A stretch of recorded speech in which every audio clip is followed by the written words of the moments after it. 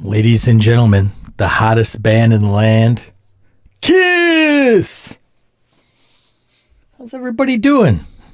Happy Saturday, everybody. How is everybody doing? Good to see everybody. Thanks for joining. Thank you for joining. I'm Sean. I like RPGs, tabletop RPGs. So, I'll start off with Sean's at work, gathering for a big meeting. Probably a meeting of at least 25 people. And I work virtually.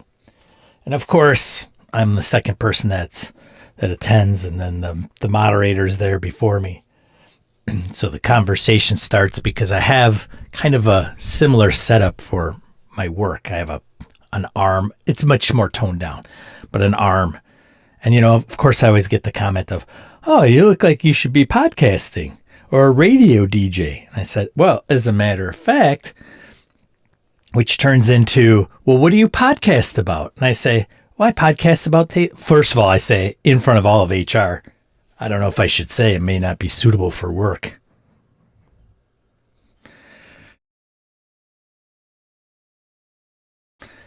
Anyways. No, I tabletop RPGs. Like, is that Dungeons and Dragons? Yes, but many other games that are similar to it. Oh, I see. So I don't play D&D much anymore, but yes, it's in the same bucket. Yeah, and the other one chimes up. Yeah, I used to play Sims quite a bit. Yeah, Sims.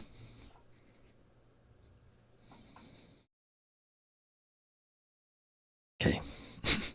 Always. Never fails. Video game. Of course, yes. Sean did correct. Well, yep, Sims fine game. I'm much more on the analog side, like pencil, paper, dice, and a zoom. Anyways, just figure I'd share that because, it is what it is. Ryan West, thanks for opening the doors. Rune Slinger, see you. Zeal, good to see you. Laramie, good to see you. Morning. A Kodakin, not to be mistaken for Ekodokin. All depends on where you're from. Wayne, good to see you. Morning. Gabe, morning. I have to applaud Sean for trusting us not to take today's topic and run with an onslaught of immature innuendo. Well, I will fill that for you, Orcus Dorcas. Shambot, good to see you. Mr. White, good to see you. Jim, morning. Oh, you already beat me to the disclaimer. Thanks, Dorcas. Just let me read my box text. I've been looking forward to it all day. Right. right. Oh, man. Yes, we're going to talk about premature something. Role-play games, folks. Role-playing games. Come on now. Whenever anything's spoken to or referred to as premature, there's only one that reigns supreme, but we're going to talk about like the second one. Arthico. Oh man, why do I butcher your name? It's probably somebody's. Your handle's probably something that's been prior, that recognizable. Harrigan, morning. What's up, Saltheart? Thanks for joining. I think, and then everything stopped on my chat. That's great. I don't know if it's going to keep going. Is that going? Why is it not going? He's already done. Why is this not scrolling? I know you guys have been talking. Why is this not? Strange. Something is going on. There we go. Now it loaded. Weird. No, I'm here. I'm here, guys. I assure you. Thank you. Little echo, but video is good. Echo. Okay. Interesting. There, maybe I'll turn it off. I don't know if that'll work. William, good to see ya. Sneeze, good to see ya. Really, hey, appreciate the props on Go Bag. Thank you very much. Not listening to Go Bag. What are you doing? What are you doing? What are you doing? Not so sure about the work confession. Right, yes. Sims RPG, where the PCs are Sims and the antagonist is the person messing with them on their computer. Yeah. Yeah. Slow start to date. Better late than ever. Premature narration. I think it's a pill for that. Right. Here we go. When I wrote about this in the past, I billed it as premature imagination. Syllable match was irresistible. Yeah. I think I'm caught up. Am I caught up now? I think I am. I am. Good. Everything's in sync. Mike, I'm late, but presented and accounted for. Now, everybody's just on time. So, talk about premature narration. I think there may be a couple definitions. Maybe. I don't know. We'll see. Let's talk about it. It's come to my attention through GoBag, of all places, that this is a term and a thing that I was not wholly aware of, like what it is. So I've been educated. I mean, I guess we have done it, but I didn't know there was like something assigned to it. And Ruinslinger and Anthony has done a blog, quite some time ago. If you listen into GoBag, we referred to it in an episode that is coming out in Agent Provocateur when we review that game. And if you're a patron, you probably got it, listened to it for like 30 seconds. It was like, what the hell is this? So yeah, the video or the audio for that episode was horked and borked. So I will unbork and hork it and put it back out. But anyways, it's not out to the public yet. And we got into it a little bit. Jason Connerly, I don't think he's in the chat, but he had wrote in, and I know that Anthony knows about it too. But essentially, to understand what is premature narration, well, it's talking about something that probably hasn't taken place yet, or you're kind of getting into things. And there may be, like, I've seen a couple, like, yes, it's that, and then it's this, but it's, I might have a couple people that chime in and go, well, that's not how I define it, and that's fine. But it's, imagine the DM injecting what your character is doing, or even probably narrating the outcome before the result is brought up. So, this is what I do. You go into a diatribe, but you haven't done a skill check yet. Might be an example briefly. Let's see. What else was I going to say? Well, first of all, we'll start out with, has anybody heard that term before? Like, besides Anthony, Harrigan, maybe some others, and Jason, obviously, if he was here. I've never heard this phrase before. Yeah, we're all going to, good education today. Good. And thank you for stepping up, reading it and saying, hey, I've never heard of this thing before, because sometimes it just takes guts to do that. Mike says, I've not heard this term before. I'm not clear what it means. Yeah. I only known it from Jason and Anthony. Yeah. It's interesting, right? Jim says in PBTA games, it would be rolling your move before triggering it. In D&D, it would be rolling damage before you roll to hit. Rootslinger says also players, not just the GM. There are lots of ways for each person to jump the gun. That's essentially what it is, right? Never heard of it. Excited to learn. There you go, Aaron. Thanks for chiming in. Never heard it before. Yeah, it's like new. D&D, role-playing games, been around since like the 70s. Premature narration. What is that? I've not heard of the term. Is it when say a PC narrates the result of an attacking before rolling? I cut off the monster's head. Yeah, it is. It can be kind of. I think we also do that quite a bit. That's not as like. I don't want to say it's controversial, if you will, but I often say like, all right, Harrigan, you're up. I'm gonna cut the thing's head off, right? It's Harrigan's way, or at least Sean's way would be as a player to say, I'm going to attack, right? But some of the examples would be like, oh man, let's see. Let me think about it.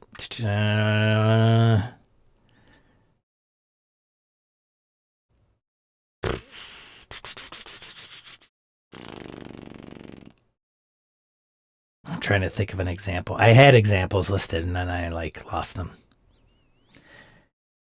Anthony's probably in there going, it's like this.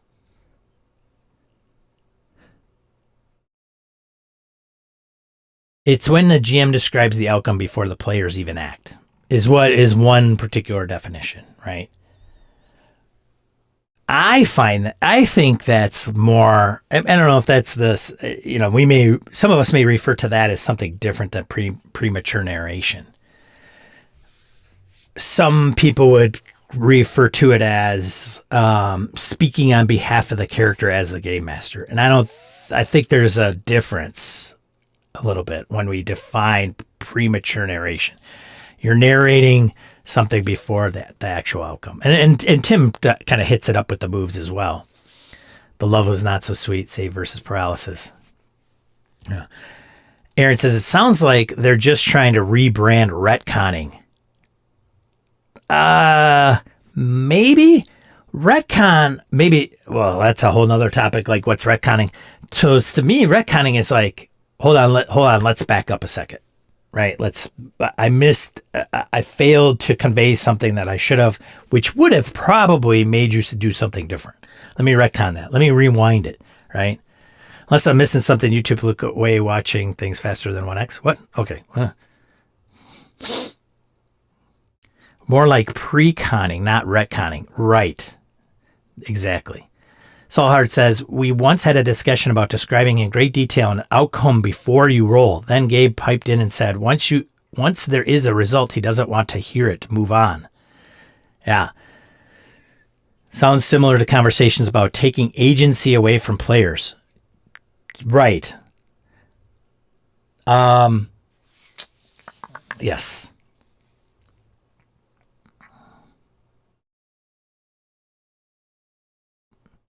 As you look in the dark room, the sleeping orcs seem unaware of your group and behind the secret door. Whoops.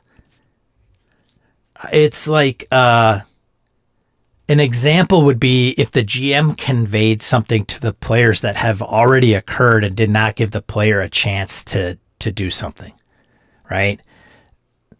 Now, one would argue, well, that's like a surprise. Like if it's a surprise round would fit into that bucket, right? Like, but there's a role to kind of, you're supposed to, or there's a situation in some, see, this is the thing about some of these things is it gets into, well, it depends on the game, right? If there is a combat, you roll to be surprised.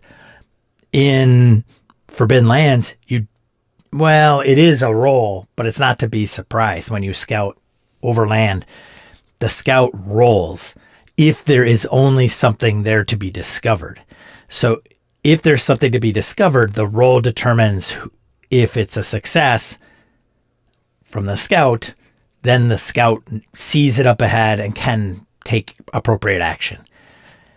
If they don't succeed, that threat is still up there, but they're not able to react to it. In other words, the threat sees them before the scout sees them, even though the scout's going to know they're there because he or she's rolling as a player. So is it defining the outcome of the fiction before the result of the dice? Yes, to some degree. That's why I say there's a couple weird definitions I found as like we relate to this. Well, then what one are you talking about, Sean? Good question. One is defining the outcome of the fiction before the result of the dice. Yes. And then another one would say, well, the GM is determining what the outcome is without letting the players react to it. I don't necessarily agree with the second definition, as you might find out on the interwebs. I think it relates more to the first. Like, rocks fall, well, can I dodge?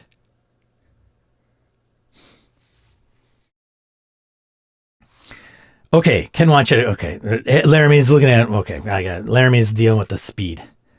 Wayne says the monster rises from the crypt surrounded by a miasma of purple mist, striking icy fear in your hearts. Now roll versus fear. Oh, you all passed? Right. That's a good example. Tim Tim, another example. I go to the docks, charter a ship, assassinate the captain, take over the ship, hunt down the monster, and bring its heart back to the king. Sean, you have to roll up your stats first. Oh. Would an example be from most horror games where a GM describes how the players feel rather than just describe the scene and let them convey how they feel?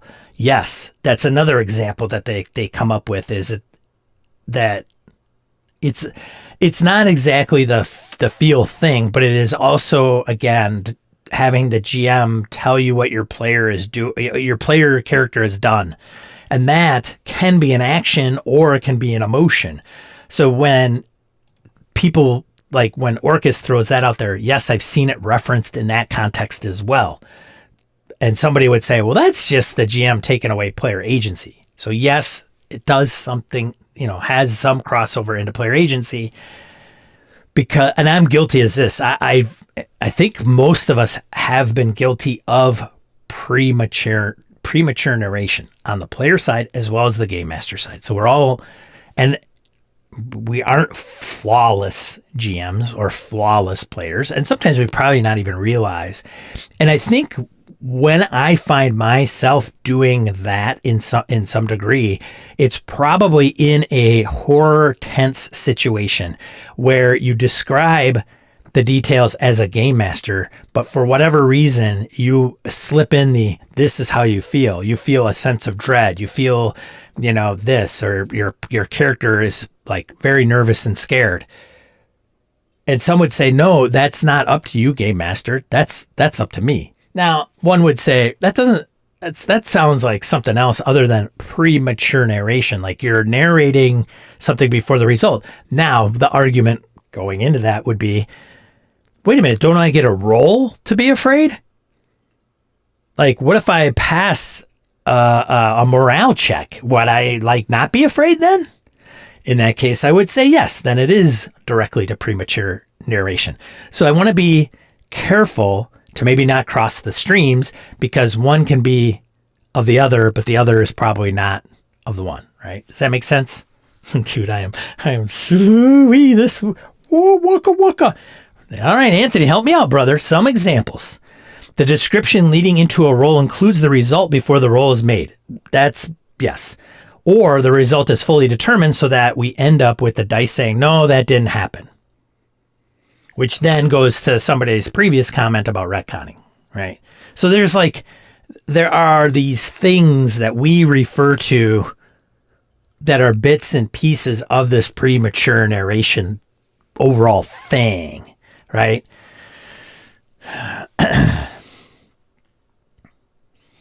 Jurgen says that's bad form, but something different, I think, when he's referring to Orcus's previous comment. Akota Ken, during my last Exalted session, I was on a roll and accidentally described how an event made a PC feel. I stopped myself and backed up. Is that similar to what you're talking about? Yes, that fits into that bucket. The GM just needs to manage the flow. Agreed. To hear Jason, and I think you, Anthony, talk about it, it's usually in a player context. And you could certainly chime in on that one, Runeslinger. So you're saying guide, not drive. Right. Kind of. Yes. So some of us are like, well, I don't understand. Does it fit in it? Am I doing that? Is that what it is? I don't know. Is it bad? What? The example that came up in Go Bag was specifically to doing something, narrating, I'm going to do this, and this is what happens. But there's no roll, and then the result, you roll, and the result is not that. So you have narrated the outcome, I'm going to persuade the king, and then we're going to go and do this. So that's what I do. And then, well, hold on a second, roll. And then there is an outcome. But in some role-playing games, then you get into metacurrency, which is well, wait a minute. Okay, you give the big speech and the king is not persuaded. Oh, well, I try again. Or I push, or I spend a benefit, or I spend momentum, or whatever it is. And so I either get to change that, because that's the rule. I get to just change it automatically by spending this thing and it's done. Or it gives you another chance at trying to succeed. And then, of course, then somebody would say, well, then it's retconned, right? Ooh, it's kind of like it's a flow chart of premature narration that has all these things and components that go into it. I feel that this is the push-pull of keeping up pacing versus jumping the gun. Runeslinger says, where I see the seat of the problem is that we describe something which another part of play. I'm glad you're here today, Anthony. Where I see the seat of the problem is that we describe something which another part of play, dice, points, players, right, have the responsibility to provide. We give the detail before it has been given. Roll. Jim says, I cut his head off. You can try, roll for it. Situation handled. Right. Agreed. Laramie says, I'd argue that you are overcome by dread. Isn't removing agency. You aren't telling them what they do, just that gut feeling you get. Dread doesn't mean you turn and run or you are frozen in place. One would argue then, so let me get this straight, Game Master. You're telling me how my character feels? Is that what you're doing? Well, I don't know if I would. Would I?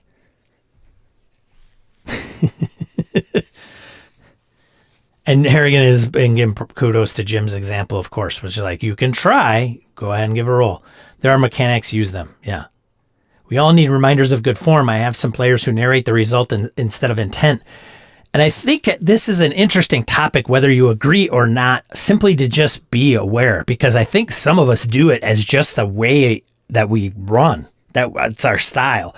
And it may not. And you may be in groups that are like, yeah, it's fine. This is the way we've always played. It's not that big a deal. Then there are other people at the table that's like, oh, this makes me like it's fingernails on a chalkboard. Or it's not what the rules say, but what the group has agreed upon. Or it's not what the rules say, but the game master seems to just do it that way anyways. Like there's a few components with this. And that's why I think it's an interesting topic, because there's ways to handle it. And it could be, well, it depends on the game you're playing. If the game you're playing this is how it's supposed to work, and everybody is playing that game and they've read all the rules, and they may not even like them, but they've agreed to play the game and that's what it is. Then, of course, in role-playing games, there's always exceptions where the game master's like, oh, house rule. I don't like that rule in the game, so I'm going to nix it. And then the players are like, okay, well, the GM's running the show, and I guess if he or she wants to nix that thing, well, okay, right? And then you play. Harrigan says, Fate has excellent advice for this. And Ryan says, and you can never prematurely provide support to Sean by liking and subscribing. Ryan's words, not mine. If you'd be so kind to rewind. Trumpet, in effect. Thanks, Trumpet. Who's the lucky winner? The winner is, I don't know. I'm sure it's going to pop. It's Sai. Sela. Sorry if I'm butchering your name. I apologize. SC. Congratulations. You are the fine winner of Trumpet's gifted membership. Harrigan says, describe action, end with ellipsis, roll, finish narrating action. It seems so elementary, right? Seems so elementary. Seems so simple, so straightforward. But I bet we slide into weird habits. The situations are unique. And we find out we're doing something that's like, oh, this doesn't make sense. Laramie says, yeah, I'm okay saying a feeling you get. Jim says, I'm not always diligent about saying I try to cut off his head instead of I've cut off his head, or whatever the action is during a game. The try is somewhat implied. Yes. Agreed. And I always say that as a player. Like, what do? I'm gonna smash him in the face. That's like my signature D&D's attack. Like it's my D&D prompt. Did he just make an AI reference?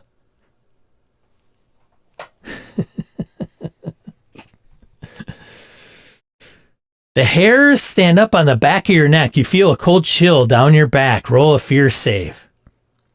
Well, see, that's a perfect example of let's dissect Ryan's statement, because I think that is a perfect example. The hairs stand up on your back of your neck. You feel the cold chill down your back. Roll a fear save. How many people have you watched in APs? Have you watched or heard or even played in a game at a convention or a home group where that exact example has come up? But if the roll for fear save hasn't even taken place. So you're already telling me like I'm nervous and afraid, but I haven't even rolled. So what happens when I crit smash that thing? Then is it the hair still on my back standing up and I feel the cold chill, or do I just laugh in its face? So one would argue you enter the room, you see this, because you can't, let's get into now we get into the weird senses, right? You smell, you hear, and then you see, right? Probably the three. You see this, you smell this, roll for fear. The result comes, then you say the hair stand up on your back of your neck. You feel the cold chill down your back, and you flee, or you hold your ground because you rolled okay. So I think that is a perfect statement on what all of this can be done, because I think many of us do that. The hair stand up on the back of your neck. You feel the cold chill down your back. Roll a fear save. Hell, half the box text out there is probably like that. Thanks, Ryan. Good example. Orcus. Well, a good example would be a horror OSR game I ran, but there are no fear mechanics in the rules. At best, your description convey the terror and creepiness, but if it's flawed, it can be lost. Jim says, unless someone goes into more details and describes the implications of success before it happens. Laramie says, people, other than something like a roller coaster or movie aficionados, don't choose fear. Firefighters don't choose to be afraid. Families don't want to have dread, but that is a thing that happens. I would argue that firefighters absolutely feel fear. They just charge forward in spite of it.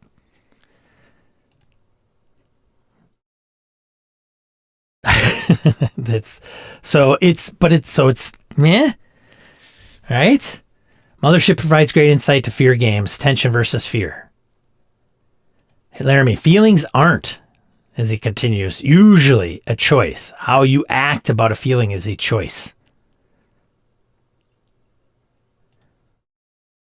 Mike says, there is the setup where you describe intent, then result where the dice come into play, and finally the result where the dice are interpreted based on the intent, and the action result occurs.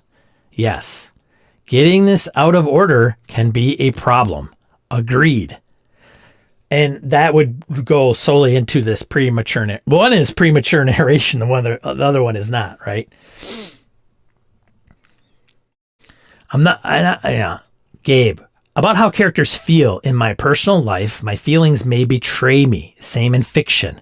My best groups work to get together to describe how characters may be responding to intense situations. Yeah. Harrigan says, I just don't see the problem. People mean they will try to smash their opponent in the face. GM just has to mildly course correct and then punish the player terribly if they keep doing it. Is that what that's called? Punishing?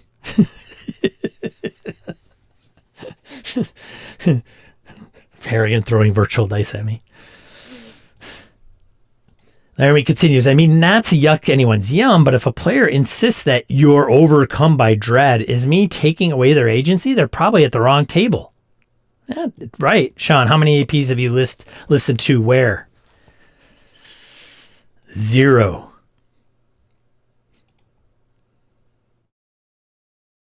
Jim says the fear save is usually about avoiding an automatic reaction to feeling fear, not against feeling fear at all. Right. Well, Jim... Ryan states the obvious. Jim gets it. Jim continues, you're afraid. Make a save to avoid fleeing.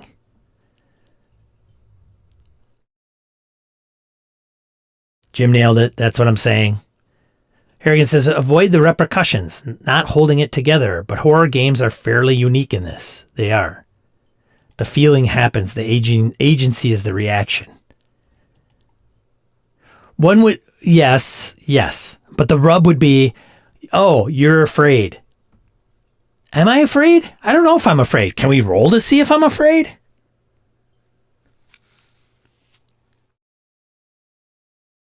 You can't climb the rope. I can't climb the rope? Can I roll to climb the rope? You don't know that. I don't know that? Can I roll to see if I know that? Sean, it's different. As Ryan and Laramie say, I think telling players how they initially feel in an overwhelming situation is not removing agency. And to be fair, I also agree with what Wayne's about to say. Telling them how they act, bravery, is acting in the face of fear. Yes. Well, Sean's hair is always superbly standing up. Badoom, tish. Ha. Anthony, was this originally related to an old school game where actions are declared long before they are rolled?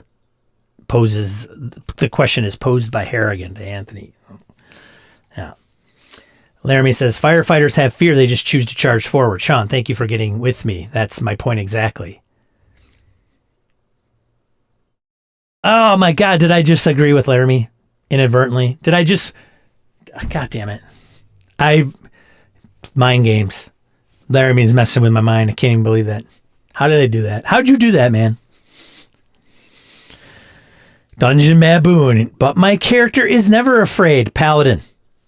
Case in point, paladins don't have fear. I'm not afraid. I'm a paladin, Sean. I've had that thrown in my face. I don't. I'm immune to fear. All right, save to avoid fleeing for unknown reasons.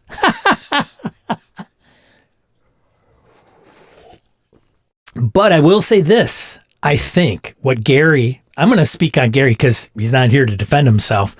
I'm going to go out on a limb and say the paladin immunity to fear is... The paladin is absolutely afraid. They're just choosing to be brave and go through with it, right? And there isn't a mechanic in the game. They probably didn't want the paladin to just fail a save or run with his or her tail tucked between their legs, and that's the way they did it. I'm just speculating because I studied under Gary Gygax for like 15 years. I'm gonna start lying about shit up here all the time. Prove me wrong. If fear was a choice, it wouldn't be the mind killer. All right, for sure.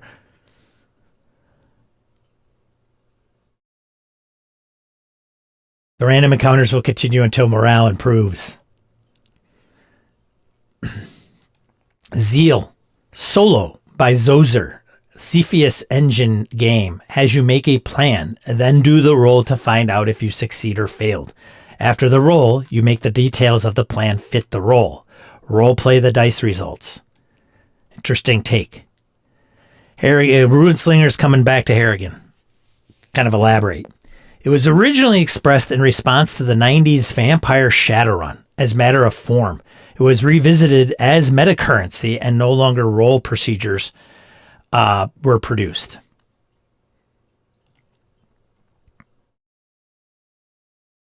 There are games that offer fearless traits and advantages. Play those. People who can't handle having their characters be afraid.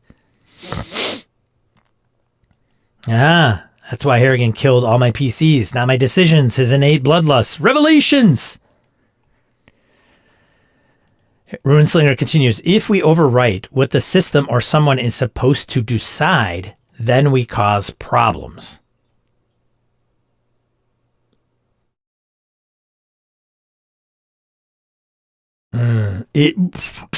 True. I think in any probably type of situation is my guess. Overwrite what the system or someone is supposed to decide. Then we cause problems. Yeah.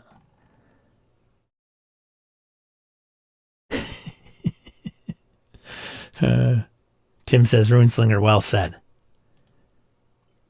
No. Where's Laramie? No. We aren't rolling to see if you're afraid. We're not rolling to see if your adrenaline receptors work today. We aren't rolling to see if evolution gave you survival instinct.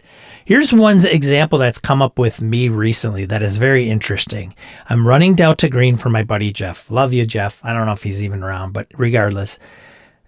And one of the things that it is, I think, really, like, every time it comes up, it tends to, like, get him to look sideways. And I don't know why. I'm going to have to talk to him about it. And I think he's coming around slowly, but I'm running Delta Green. And in Delta Green, much like sometimes in Call of Cthulhu, there are things that happen that, like, are obviously shocking to the point where they can actually drive you to the brink or beyond of sanity. And you could garner a condition from it. It makes you psychologically snap, right? You just can't handle the thing, whatever that is. And in Delta Green and Call of Cthulhu and some other related type of horror games that kind of fall into that sanity or mental stability types of checks and balances, when you roll, in some games, when you roll sanity, for example, there is usually a result. And it could be you succeed, great, 0 is the result. You don't take any sanity damage, you're fine. If you fail, then you may take a 1d4, 1d6 kind of points, 1d8, could be 1 to 12, whatever. It just depends on the craziness that is, that you're witnessing.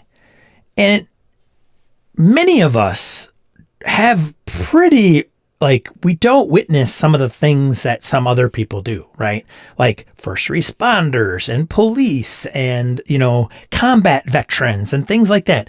Things our brains are not wired and conditioned to kind of understand and accept. And when we're put in those weird situations, it goes against all those conditions in our internal wiring, and it creates an effect. It impacts us, right? PTSD, a bunch of other things. Now, I'm not a psychologist or psychiatrist, but I can play one in an RPG. My point is that when I talk to Jeff and, like, say he's going in and his character witnessed something that is not normal, okay? Define normal. Well, let's say it's, in his context, he's playing a CIA agent.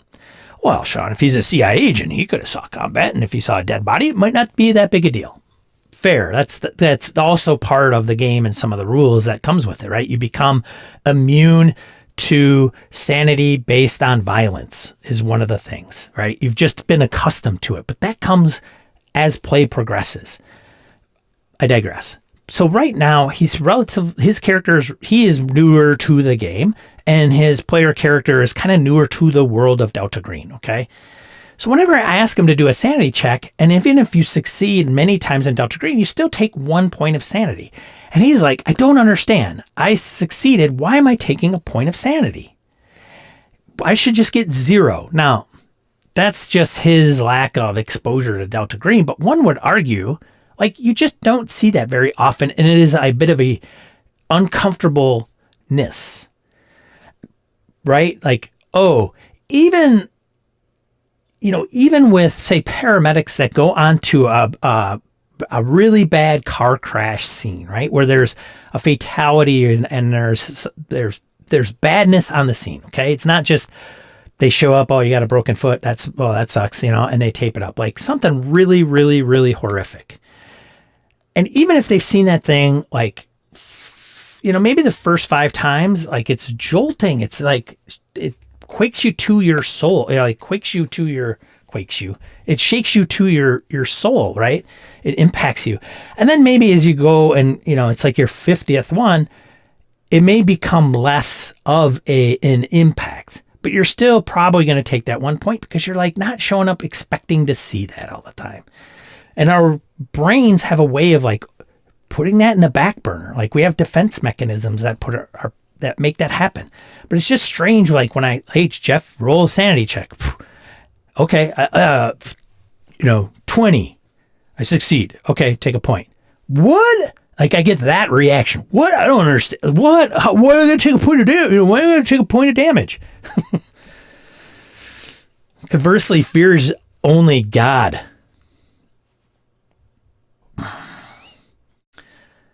Tim, is anyone watching Welcome to Derry on HBO? There's a character that suffered a brain injury and became incapable of feeling fear. It's like that part of the brain, right? It's a hippocampus? I don't even know. I don't know. RPG, yeah, right. RPG training camp. Please, if you do the Photoshop, put me in like the 1960s photograph with Gary at some Warhammer table with me, black and white, right? I could, like, this look would probably, like, from here up would probably fit right in.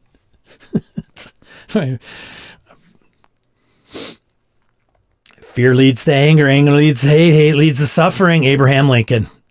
Wise man, that Lincoln.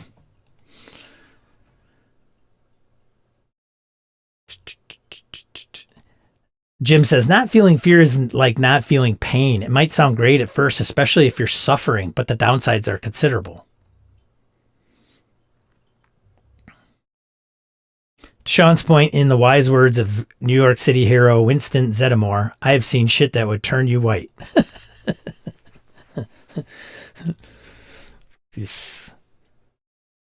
Oh, God. Tim's already on it. Great. Dorcas says, it's chipping away at your mental state. Not every sand check is supposed to be a fight or flight situation. I agree. That's why I have to tell him, like, it's just a chip, dude. It's chipping away. Yeah, but I've seen, like, it's funny. Running a scenario, I won't tell anybody what the scenario is, but once you run into the scene, it's basically this guy that goes into a convenience store and literally rips the convenience store clerk's head off of their shoulders. And I go, give me, and it's in a video, okay, that the agents see it in a video. They're not actually there. Not that would matter, but they watch it in a video. And I'd like roll sanity, and Jeff succeeds, and he's like, I don't understand, or fails, and he's like, why am I taking a point of damage? That's not a big deal to me. But you fast forward, and there's a bathroom scene, and he has to go into that bathroom scene, and I explain what is going on there and what he sees, and or what his player character sees and experiences and smells and everything. And he gets creeped out. And he goes, I don't think he volunteered it, but he's like, I said, give me a sanity check. He's like, oh yeah, for sure. I know, it's like, oh, dead body's no big deal. Freaking crazy, goofy crap. Yeah. Gabe says there's a character advantage, an underdeveloped hippocampus. That's the word I was looking for. Hippocampus. Yes, thanks, Gabe. And this, we keep saying like this is fear, but it's also like, it could be anything. It could be, if you get into the metacurrency space and you're like, here's what I'm going to tell you. I prompt you as a player for a roll. You roll and you fail. And then the GM says, okay, this is what happens. And then the player goes, timeout, hold on. I'm going to spend a benefit. I'm going to spend a Benny. I'm going to spend my little chit and say that didn't happen. Or I'm going to spend this little chit and I get a reroll. And I reroll and I succeed. So now I may have already known what the outcome was, what the DM was or GM was shooting for, right? So now this is the rub. And some of us GMs have definitely, I gotta say, most of us have experienced this. Then it's like, and then Harrigan would argue, no, you have to understand the flow, right? You got to understand that they could spend that stuff, then it reverses. But I know plenty of game masters like, you didn't say that. We didn't do that. Now, in some games, you have to declare that before the results are actually conveyed. And somebody would say, see, Sean, That's my argument. That's what it says in the game. That's what is supposed to happen. You're supposed to wait until the results are set. Well, a player like, well, hold on a second. Or we know the other player across the table that says, hey, don't you have a benefit, Benny? Why don't you spend your hero point? You could do that. Oh, shit. Totally forgot about that. GM. Fine.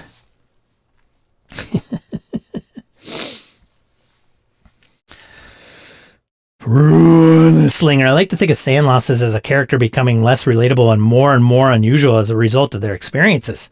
Any check shows that something significant has been experienced. Yeah.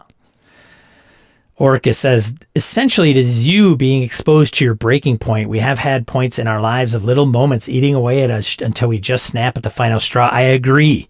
I tell people my boiling point is very high, but when I reach it, it's like, yeah, scorch earth, man.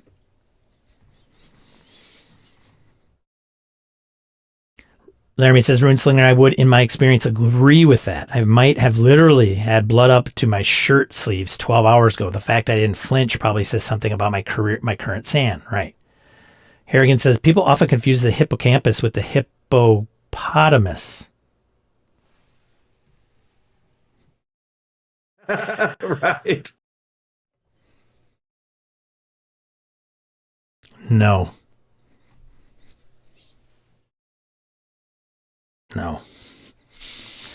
Look at Stefan. Levels of degrees of fear can be referred to as dread or anxiety.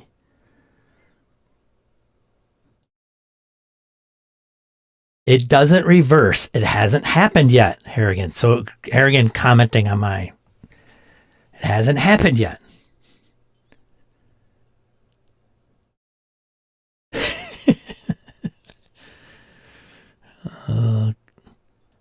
Am I doing what you do if you weren't compassionate? Let's see, where am I?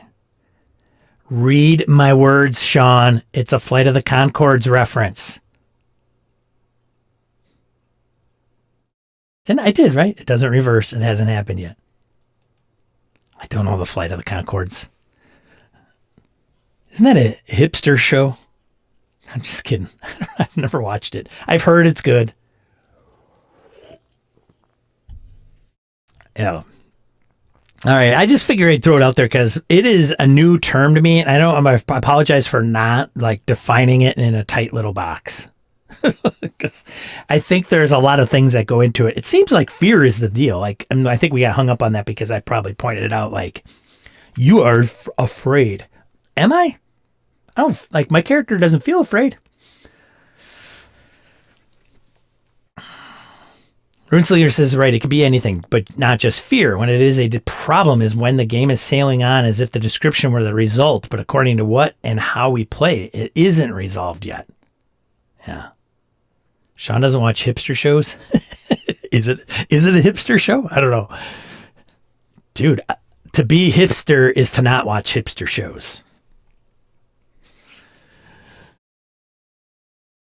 Good morning, Stefan. Good to see you, man. Thanks for showing up. Good conversation so far, Sean. Don't worry. Okay. Who Harrigan's the Harrigan is the question. Right. Well, let's get into, I appreciate everybody's commenting on this. It's something to like, spur the conversation. Lovable Sean is slightly syllable impaired. Hip hop a campus slightly so. Hip hop a campus slightly so. No. Wayne, no. No. Just say no. Let's get into some other stuff, news and all that, and get some stuff. I got quite a bit, I think, this week to kind of thank you for everybody for chiming in. Thank you, Anthony, for being here and shedding some light on a topic a lot of us are not we're aware of, but we didn't know like had a term referred to it as, I guess. And it maybe spurs conversation in other places. So I don't know. We'll see. Thanks so much for doing the thing. I'm just getting some stuff here. All right. RPG news. Netflix Dungeons & Dragons series is proving challenging for its creator. The dice have finally rolled in Netflix's favor after years of uncertainty. The long-awaited Dungeons & Dragons live-action series has found its new home at the streamer, and it's coming with that title that means everything to fans, The Forgotten Realms. Based on the sprawling fantasy world created by Ed Greenwood, the series will executive produced by Sean Levy, who's fresh off producing and directing 2 episodes on the final season of Stranger Things. But as Levy told Collider's Steve Weintraub, bringing D&D to television isn't a matter of rolling out another fantasy epic. It's about building something organic and true to the game's essence. Ooh. I don't know. Good luck is all I can say. And you know, the thing is, Ed's not going to see a dime from it, probably. I'm guessing. That's what's going to be like a killer. I wonder if they'll give him credit. Think he'll give him a credit? I'm going to bet no. I'm going to bet it's based on the World of Forgotten Realms by Wizards of the Coast. Just going to say. But anyways, we'll see. I remain optimistic. I don't know. Who knows? Who knows what it's going to be like, right? Who knows? Tabletop creators can now sell dice, books, and cards directly via drive-thru. Hey, newsflash, you can buy cards. I know. I have bought them. Oh, and books. Huh.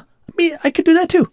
But I think partner shipping program. Anyways, Digital Storefront Drive-Thru RPG is expanding its physical product offerings with a new partner shipping program. The move allows publishing partners to list their own inventory, such as books, dice, and cards, directly on the platform, sitting alongside their existing digital and print-on-demand titles.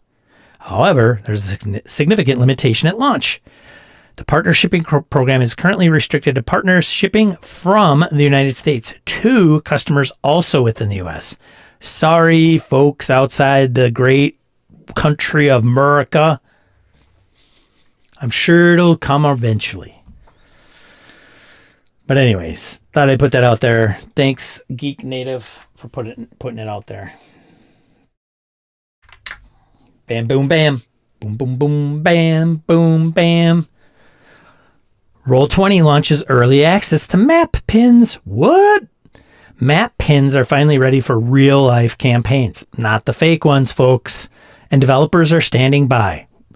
Hello, I'm your developer. I'm standing by. Ready to help make the tool the best it can be for as many GMs as possible. The best it can be. There's a lot to unpack in that statement. Anyways, today Roll20 launched its highly anticipated map pins feature, enabling game masters to link in-game handouts to specific locations on their maps directly. What? Slashing in-game prep time and unlocking a more immersive storytelling experience for the entire party. This just in, Roll20 catches up to Foundry. News at 11. New features exclusively available to Roll20 Pro and Elite subscribers. Sorry, freeloaders. During an early access beta preceding the tool's official release, having undergone numerous rounds of community demoing, feedback sessions, and usability tests, map pins are finally ready for real-life campaigns, and developers are standing by, again, ready to help make the tool the best it can be for as many GMs as possible. That seems very redundant there. I could have swore I read that earlier.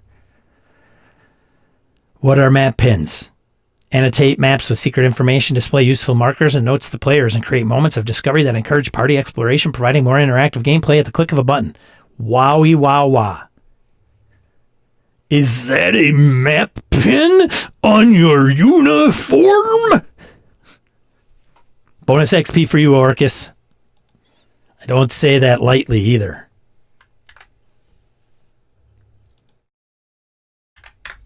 Booyah. Booyah. That's thanks for Rascal. Rascal? You little rascal.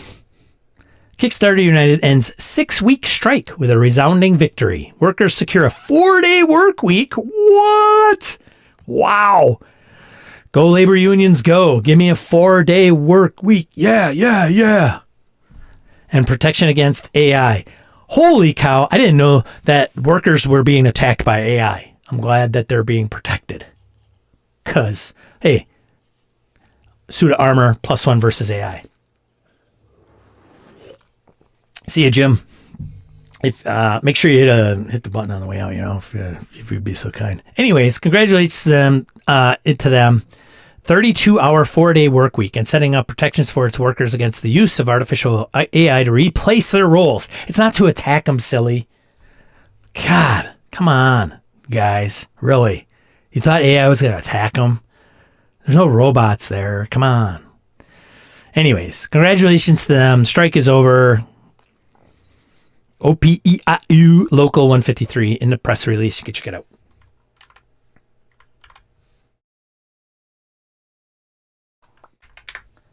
Booyah.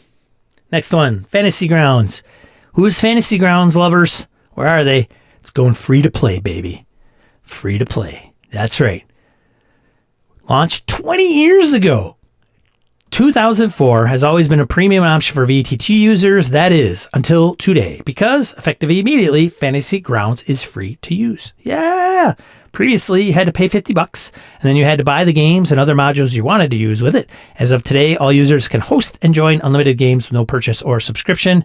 Isn't that where what's his name went from D&D Beyond? All right, Adam. His last name escapes me. Not Adam Bradford. Isn't that 8 is enough? It's probably Bradford. I don't know. Anyways, software itself is free, although, of course, the marketplace contains a massive quantity of official licensed content and add-ons like art, maps, tokens, digital dice, da-da-da-da-da. Yeah, this is the way.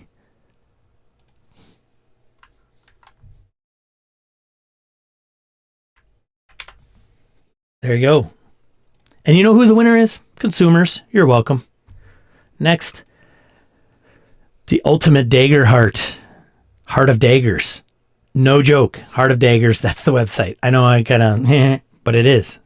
Win a Dagger Heart core set. This is the dagger. Like, you want to do Dagger Heart stuff and adhere to the license that is of Dagger Heart, then here you go. Here's the most popular creations. They were like, hey, we can have our own community store. We don't have to put it on drive-through. We'll just host it on our own. And who knows what, I imagine they're going to get a little sliver. Why not? So there you go. Upload classes, ancestries, domains, bosses, and full campaign frames and minutes. Sell your own creations and build a base of fans eager for your content. Does anybody have any idea what the cut is? What is the split? Because I'm going to guess there is one. It doesn't say our approach. Oh, and it's like, here's the approach to AI, by the way. We do not allow AI-generated content of any kind on our platform. What this means. No AI product. Huh? Why we're doing this? We don't like AI. Huh? Anyways, I'm interested to know, has anybody investigated this and to tell me how much they're going to give the creator and how much they're, like, I bet you it's like, where do I have to find this? Wait, oh, here it is. Built for Daggerheart creators, analytics show who is keep 85% of every sale and you grow your audience on your own terms. 100% for Vaultsmith Pro creators. Vaultsmith Pro creators probably pay a fee to be pro, so therefore they keep 100%, which is, but they're probably paying, I don't know how much a month, I don't know. Creators keep 85% earnings minus processor fees, much better than drive-through, for sure. Isn't this the one where the author writes, where very questionable? Yes.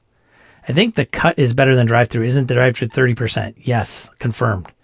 Actually, there's a couple caveats to drive-through.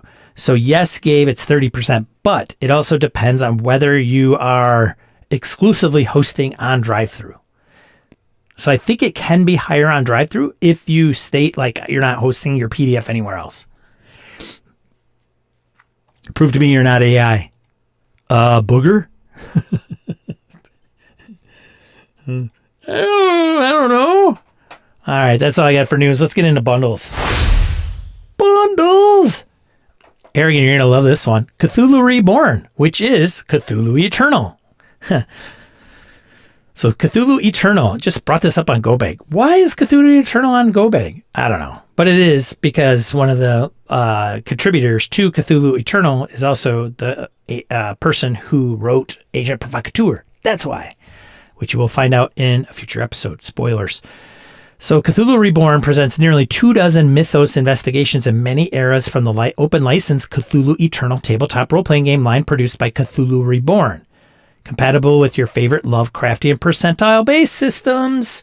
The Eternal open rule set based on Mongoose Legend and the Delta Green RPG is free under the open game license. So if you're interested in like Cthulhu, has anybody played Cthulhu Eternal?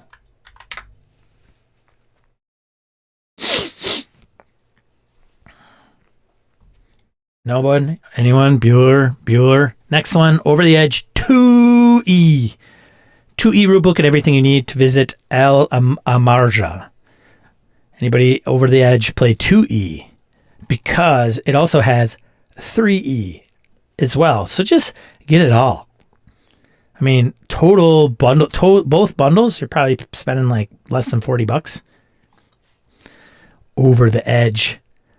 That's how I live my life. Just saying.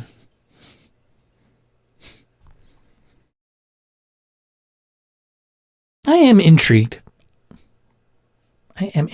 What else do I got here? Oh, and not to be forgotten. Outgunned!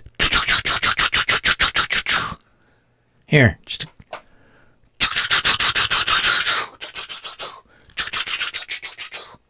Outgunned, baby. Get it? I think I might have brought this up before, or it's the second time this has been released on Bundle Holding. Check it out. Check it. Okay. So just go to Bundle Holding. I got all of them there. Just go to the top menu. Would I? Over the Edge? Maybe I'll check it out. Always interested in some cool settings in the things, if you will. All right. I think that's it for bundles. Let's get into print. Boom. Let's get into print. As I was saying, why is it so hard for me to get to print? Oof. All right. Print news. City of Nightmares by Free League. PC's face unspeakable horrors lurk in the dark alleys, crawl underneath the cobblestone streets, and soar through the twilight skies above. In this campaign, so it's a face and campaign setting. It was crowdfunded. Now it's out for print. So for those that were like, you know what, I'm going to wait till it's out on print. You're welcome. Actually, EM World says you're welcome. So check that out. Next one, Codus Exaltum by Trollord Games. Includes angels ranging from the cherubim to the seraphim and the melagum. These are other creatures, good and pure. Next one, Colonial Gothic by Rogue Games. Colonial Gothic 4th edition. For those Civil War fans that want a horror Civil War-ish backdrop.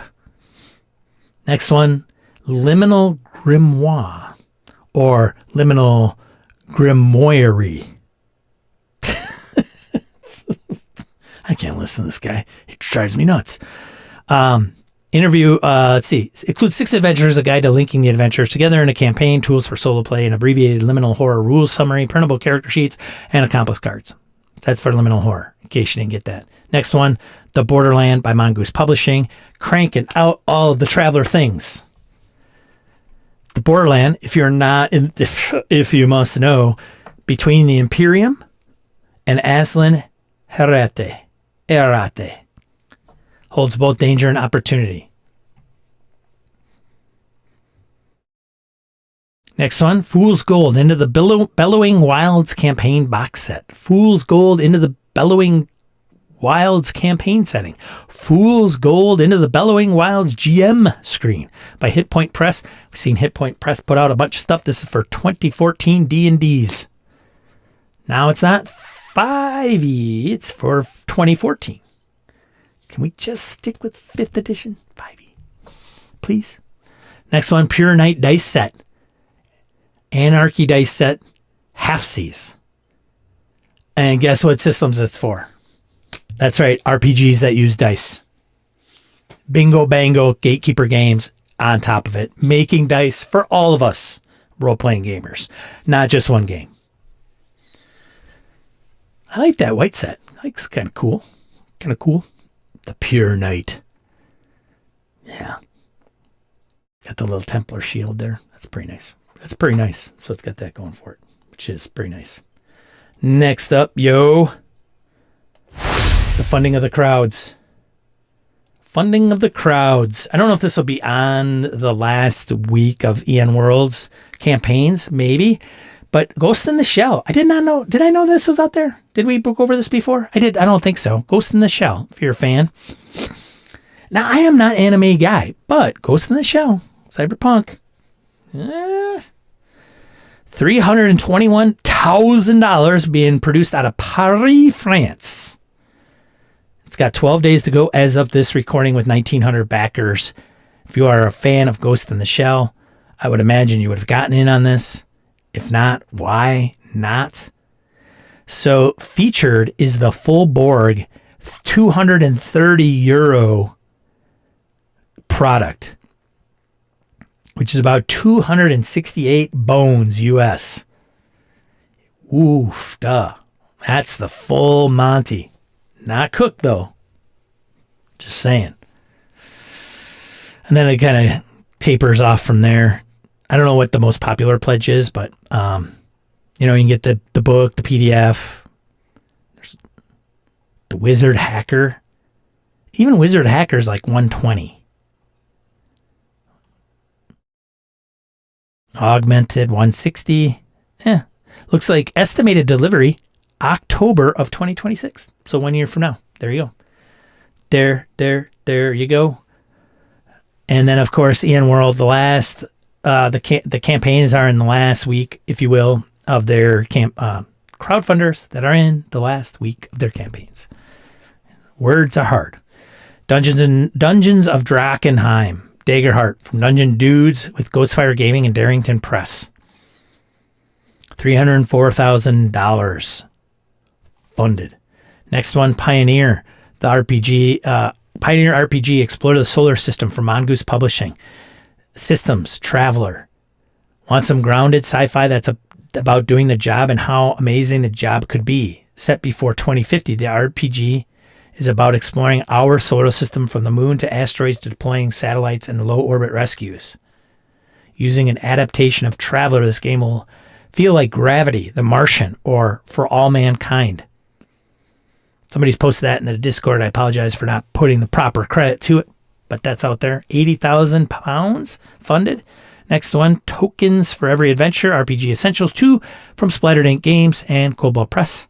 Seeing some collabs going on. That's funded. Tome of Mystical Tattoos.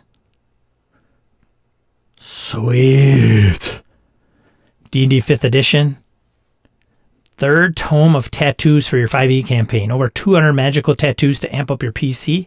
Or if your GM is interested in making life difficult for the PCs, it's time to tattoo a dragon. Because your dragons are weak without a tattoo. Just saying. Right? Am I right? Right. There you go. Next, Merc Soul. Come on. Merc Soul. Come on. Don't become the Munchkin RPGs, Merc Borg. Merc Soul. This is for Merc Borg. It's funded. Kickstarter campaign page promises the interaction of Merc Borg, Cyborg, and Mothership, plus faster-than-light travel and ship-to-ship combat. There you go. It's out there. Cult of the Moon Spider. Shallow Graves, Cult of the Moon Spider for Toon Punk RPG from Deeply Dapper's Press Publishing. Kickstarter. It is funded. This campaign brings stick figure miniatures, new Toon Punk adventures, and a reprint of the core rulebook. Toon Punk RPG's history is an active story about a small indie RPG with several publishers and a game license across the last decade. Alan Barr created this game in 2019.